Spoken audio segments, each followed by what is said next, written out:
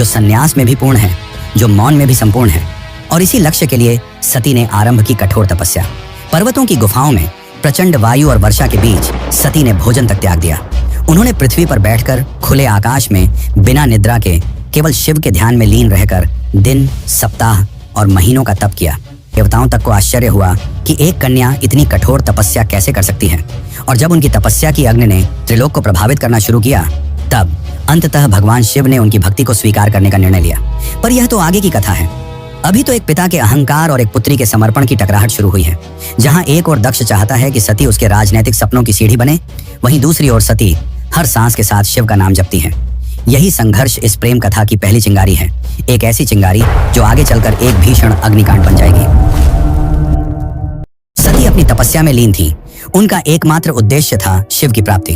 अनंतः उनकी भक्ति से प्रसन्न होकर शिव प्रकट हुए। शिव मुस्कुराए और एक क्षण में वह उस तपस्विनी के समक्ष प्रकट हो गए।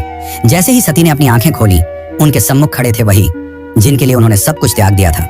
शिव ने उनके तप, प्रेम और अटल श्रद्धा को देखा और कहा, हे देवी, तुम्हारा प्रेम मुझे बाध्य करता है। आज मैं तुम्हें अर्धांगिनी के रूप में स्वीकार करता हूँ। इस वचन के साथ पूरे ब्रह्मांड में आनंद की लहर दौड़ गई।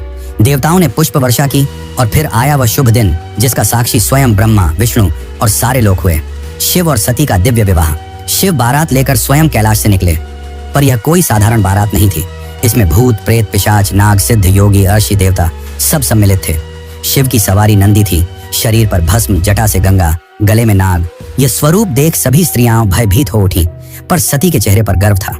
उन्हें अपने शिव पर गर्व था। वैभव नहीं, सत्य का स्वरूप थे वह।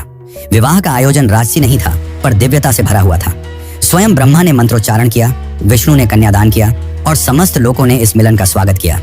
यह केवल दो आत्माओं का नहीं, सृष्टि के दो मूल तत्वों शिव और शक्ति का मिलन था। लेकिन इस भव्य विवाह में एक स्थान रिक्त रहा। सती के पिता दक्ष प्रजापति, वह नहीं आए। ना ही कोई संदेश भेजा, ना ही कोई आशीर्वाद, क्योंकि उनके लिए यह विवाह एक अपमान था, एक चुनौती उनके अभिमान को। उनके अनुसार यह मिलन योग्य नहीं था। और यहीं से प्रारंभ हुआ उस अग्निकथा का बीज जो आगे चलकर पूरे यज्ञ को जला देगा।